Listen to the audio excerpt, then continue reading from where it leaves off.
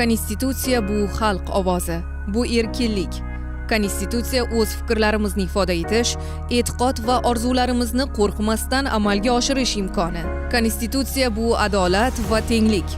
Shuningdek, u mas'uliyat, huquqlar bilan birga majburiyatlarimiz borligini ham unutmaslikdir.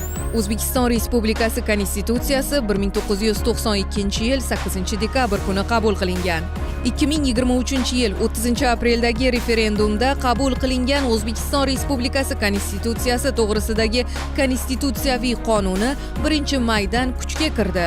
Konstitutsiya mamlakatning butun hududida oliy yuridik kuchga ega va to'g'ridan-to'g'ri amal qiladi. Yangilangan Konstitutsiyada moddalar soni 128 tadan 155 taga, normalar soni 275 tadan 434 taga oshdi. Ya'ni xalqimiz takliflari asosida yangilanib, asosiy qonunimiz matni qariyb 65% ga ortdi.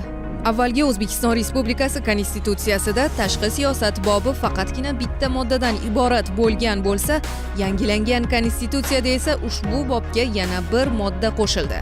Ya'ni 17-moddada O'zbekiston Respublikasi xalqaro munosabatlarning to'la huquqli subyekti ekani alohida ta'kidlab o'tildi.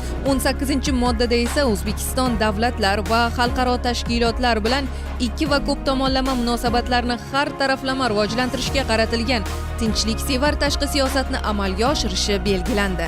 Yana bir muhim jihat, Konstitutsiyamizning 23-moddasida O'zbekiston Respublikasi o'z hududida ham, uning tashqarisida ham o'z fuqarolarini himoya qilish va ularga homiylik ko'rsatishi kafolatlangan.